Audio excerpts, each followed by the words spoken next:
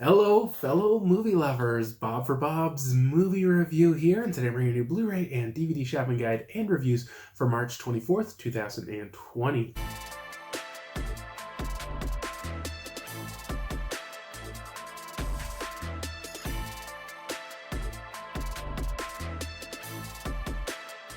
I hope you guys do enjoy the video. I want to let you guys know that I do have several giveaways, but just with the uncertainty of the times right now, I'm going to hold on to them for a little bit because I don't want to get into a situation where I have winners or whatever and I'm unable to ship, and then I have to, keep track of that information, or you guys are like, hey, I won the movie, I can't get it. I'm just going to hold off a little bit and see what happens. Now, Lionsgate is offering up some giveaways, though, that I want to share with you guys in celebration of Women's History Month. And, again, to kind of help people out a little bit with these trying times, a lot of people on quarantine. They offered up me some digital codes to give away to you guys. Now, you guys can enter these giveaways on my website, bobsmoviereview.com, on the giveaways link at the top. Let's see, there's Bombshell. Really enjoyed that one. Actually, you know what, guys? I enjoyed all these except Hunger Games. I've never seen. So the rest I really liked. So we got Bombshell, A Simple Favor, The Spy Who Dumped Me, and The Hunger Games. And I'll be giving away digital codes for all of those. And again, you guys can enter that on my website. I have it ending Wednesday morning. I may adjust that. I'm not real positive right now. We'll see how it goes. But I mean, they're giving me a few codes. So definitely hit up all those. I will try to, depending on how many entries there are, try to, just give one per person. But we'll see what happens with that. Now, I'm curious how you guys are doing. It's a real tough time, and my wife and I are both fortunate enough that we work in the grocery industry, one of the, kind of booming industries right now. A lot of people on quarantine, a lot of people at home. We're both working. She's been working 5 days. I worked 6 days last week, 6 days this week. I'm supposed to only have 5 days next week. So it's a little crazy right now, and like I said last week, I'm doing my best to try to get out what I can for you guys. But I know a lot of people are at home, and I hope you guys I hope you guys are able to watch some movies. I really wish I could get caught up, but it is what it is, guys. And like I said, I wish I could do some of these other physical copy giveaways, but I just don't feel like it's the best time to be trying to mail stuff.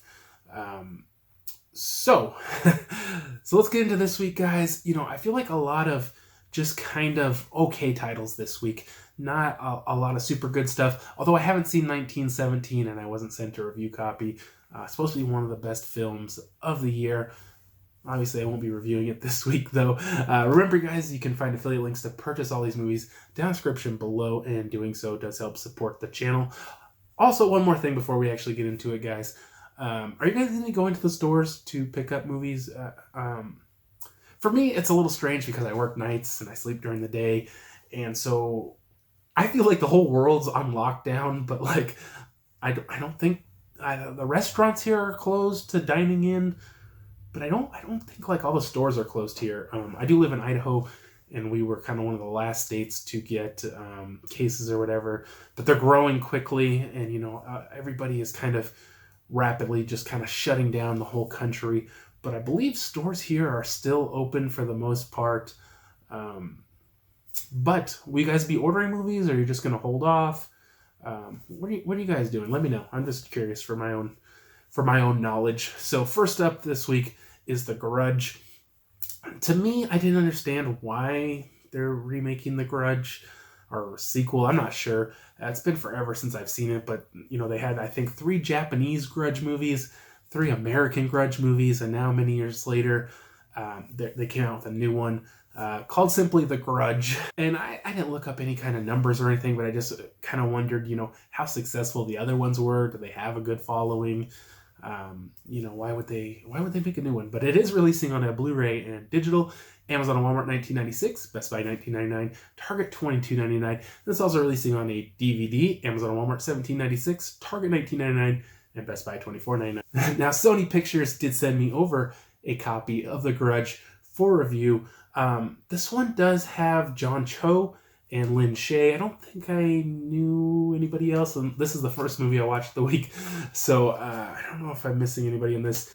So in this movie, it's a little confusing because obviously these movies are always a little confusing, but it also jumps around in time a lot, making it more confusing, and I had a little trouble grasping.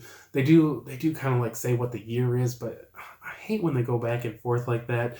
But there is John Cho and his wife buy this house, and then later, I think it is, another couple buys the house. Maybe it's earlier. Basically, for whatever reason, something terrible happens in this house. And they do eventually explain what happened, but something terrible happens in this house. And, as the movies go, some kind of violent acts causes the property to be cursed and kind of drive everybody who goes there crazy. And in this one, it's even just like people that visit.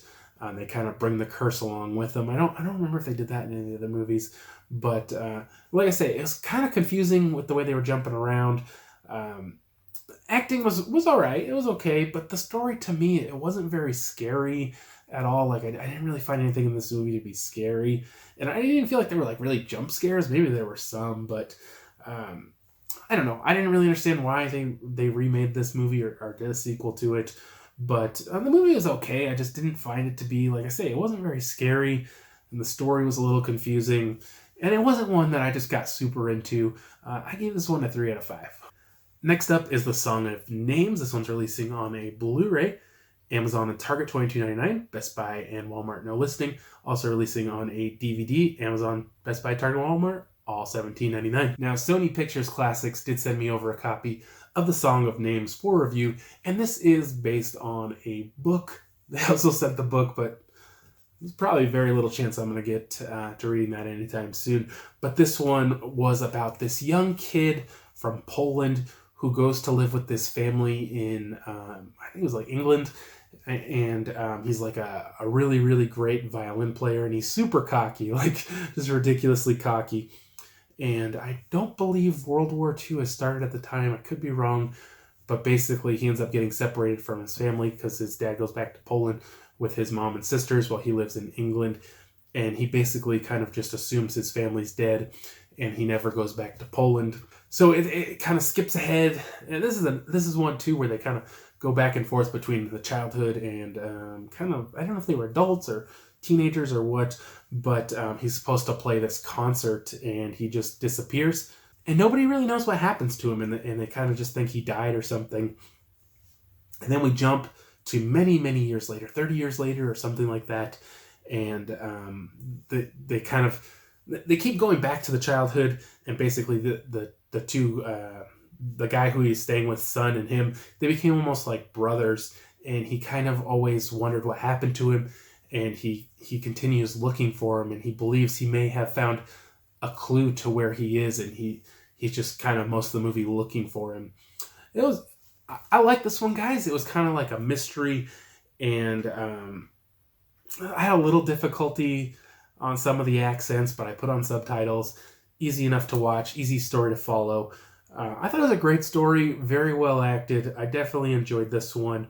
I gave it a 3.5 out of 5. Next up is the Unexplained Season 1, releasing on a DVD, Best Buy and Target $9.99, Walmart $11.51. Now, Lionsgate did send me over a copy of the Unexplained for review. Now, this one is narrated / hosted by William Shatner. We all know how William Shatner is. Oops, I think I broke it. Well, just a quick look here. Look, plain white discs. But the show's kind of interesting. But this show is pretty interesting. It's one of those kind of sci-fi investigation type shows. But instead of like focusing on aliens, I guess, or ghosts, or this kind of stuff, it follows a lot of different things. Episodes were about 45 minutes, and each episode would have like 2 or 3, I think about 3 examples of each thing they were talking about. And I liked it. I thought it was really good. I liked how each episode was short and to the point, and covered a lot of topics. a lot of things I had heard of before, and a few things I hadn't. I just wanted to read the episodes to you guys. It was 8 episodes: Evil Places, Mysterious Structures, Strange Creatures, Unnatural Nature, Bizarre Rituals, Life Beyond Death, Mysteries of the Mind, and Incredible Survivors. And like I said, they covered tons of things, haunted places or places they believed were inhabited by demons, ghosts, the afterlife. I was so much in this, guys. Now, I thought William Shatner was okay as the narrator, but like in the host segments, between the cheesy lines they gave him and his delivery, it's almost laughably bad, especially at the closing of each episode, and they had to work in Unexplained into each ending, and then they spelled it without an E for some reason. Like, it was super cool because it's X. The show was good, guys, though. I gave it a 4 out of 5. I really liked it. I'm really into this kind of stuff. Definitely a cool one if you guys are into these kind of mysteries of the world and the human body and the universe and everything. I don't know that it really gave any definitive answers, because obviously the show's about things that we don't know the answers to, but I liked it. Check it out, guys. Next up is 1917. This one's releasing on a 4K Blu-ray and digital. Best Buy and Walmart, $27.99. Amazon and Target, $29.99. Best Buy will have an exclusive 4K Steelbook, which will include 4K Blu-ray and digital for $32.99. It's also releasing on a Blu-ray, DVD, and digital. Best Buy and Walmart, $22.99. Amazon and Target, $24.99. And then finally be releasing on a DVD. Best Buy, $17.99. Walmart, $18.75. Amazon and Target, $19.99. I don't know if I'm going to pick this one up right away or I'm going to wait. I've been trying for the last couple weeks to pre-order the Steelbook. If they have it available, I will pick it up. If not, I'll probably just wait to get the movie. Next up is Come to Daddy. This one's releasing on a Blu-ray and digital. Best Buy, $14.99. Walmart, $17.08. Target, $17.29. Also releasing on a DVD. Best Buy, $13.99. Walmart, $19.98. Target, $19.99. And Amazon, no listing. Now, Lionsgate did send me over a copy of Come to Daddy for review. I thought this picture on the back was kind of weird. I don't know that it really represents the movie. This is definitely a strange one, guys. In this one, Elijah Wood kind of goes to almost this kind of remote beach house type thing where his dad lives, and he hasn't seen his dad for like 30 years. And his dad sends him this letter, and he says, come out and visit me.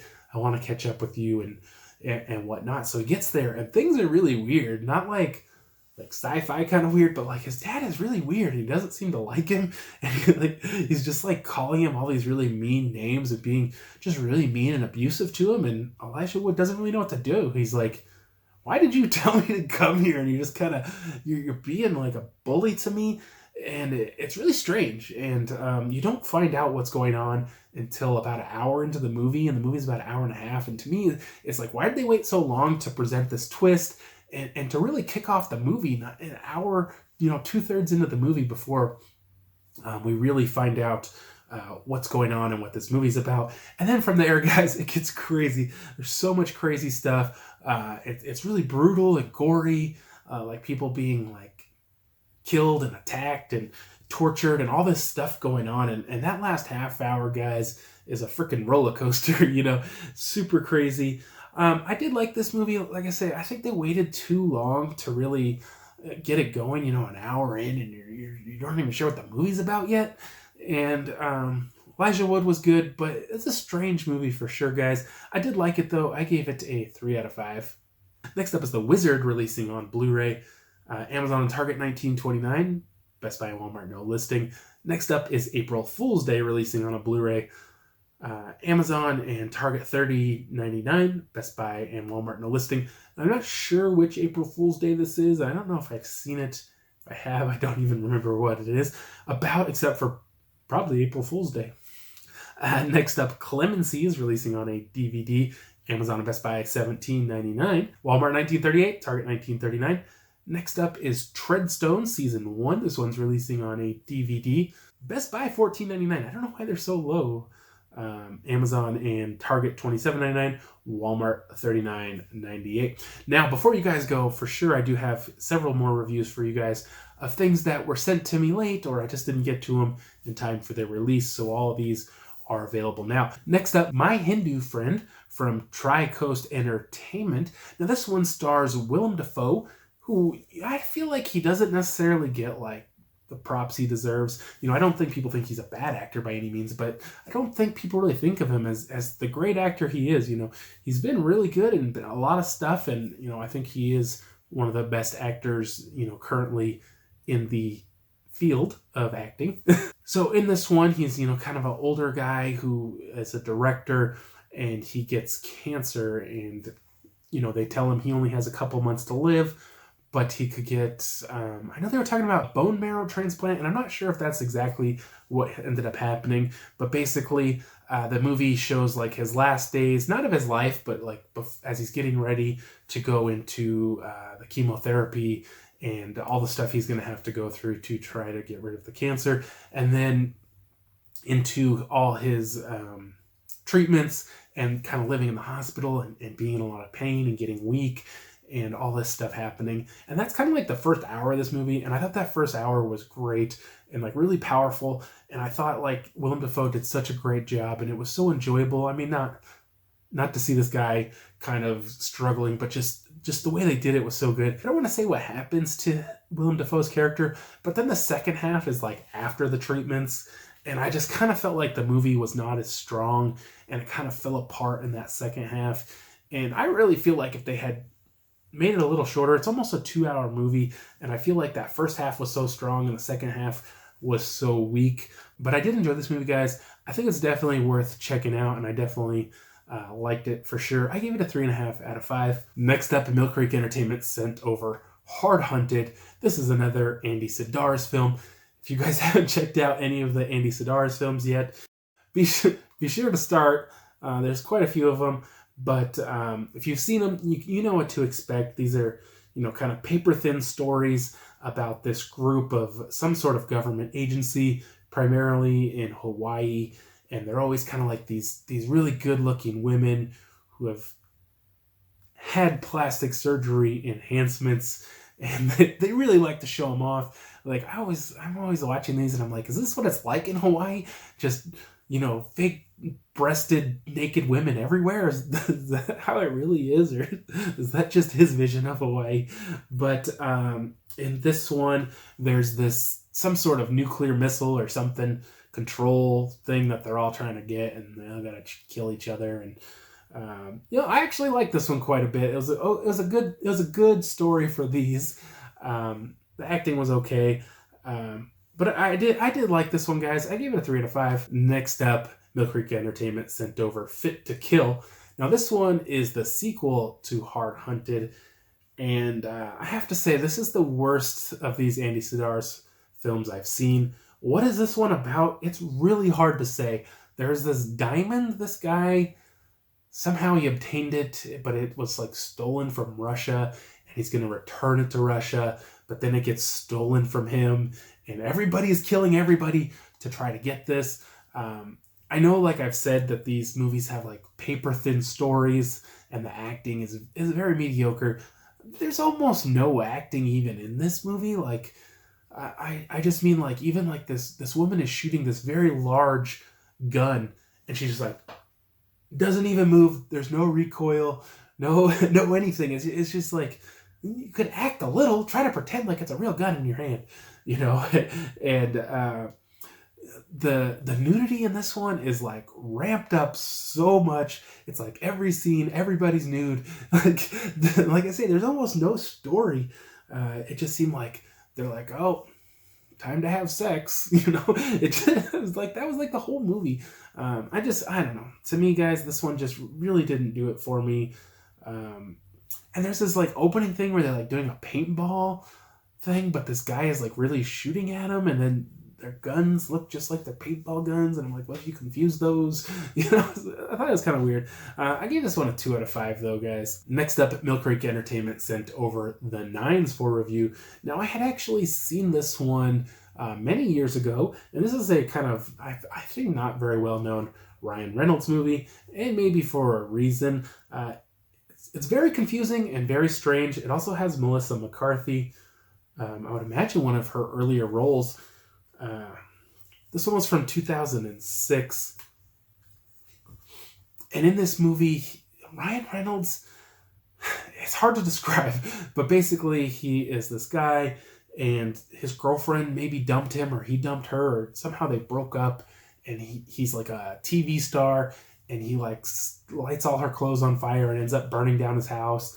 And then like he's like all depressed, and he goes and I can't remember if he's like doing crack or what, he's doing some drug with a prostitute, and I don't know, it's just like everything falls apart. He ends up crashing his car and he gets arrested, and then he's like put on house arrest, and then like weird stuff starts happening, and then it's like next thing you know he's like a TV writer. Like his whole life changed. He's a TV writer now, and you see a lot of all the same people, including Roy from The Office, but they're like different roles, and he's writing the show, and then again the whole story changes, and he's like a hiker, or he's stuck with his family and he's trying to find a way out. And there's this whole thing about how like he's like created the universe, and it's just a really strange movie. I don't want to go too much more into it because it'll ruin the whole thing, but it's a really strange movie. Definitely, I think one that you got to watch 2-3 times to really just let it sink in good. But you know what? I think it's an alright movie, guys. You know, Ryan Reynolds is good. Melissa McCarthy is good. I know I'm saying Melissa McCarthy is good. It's just a strange story, and I kind of get what they were getting at. You know, even though I did watch it several years ago, I remembered a lot of it, and I kind of get better what they were going for in this one. I gave it a 3 out of 5. Definitely check this one out if you haven't already. Last one for this week, guys. 4 Digital Media sent over Two Graves in the Desert for review, and this one had Michael Madsen and William Baldwin. I can never remember these guys' names. William Baldwin, Michael Baldwin, Stephen Baldwin, Alec Baldwin. There's too many of them, and they all look alike. So this movie was about these guys were like brothers, I think, and they abducted these 2 people, and they were like locked in the bed of a pickup. There's like a cover on it. They're like locked in there, and the 2 people don't know why, and they don't know who each other are. And then they kind of slowly throughout the movie reveal who each of those 2 are, how they relate to the brothers, why they're locked in there. But they're still confused on where they're going and why they're going there and what exactly is happening. You know, it's okay for a movie that primarily takes place in one location, the bed of a pickup truck. I think the acting from the 2 locked up in the truck was a little bit better than these 2. But but I mean, overall, the story was okay. The acting was okay, maybe a little better than okay. The ending to me, I didn't care for it as much. But overall, I thought this movie was all right, guys. I gave this one a 3 out of 5. Definitely, at least give this a chance and let me know what you think of it. But that is it for this week, guys. I hope you did enjoy the video. If you haven't already, subscribe for more videos, check out the Chess videos, and for more movie news, check out my website, bobsmoviereview.com. I'll see you guys next time.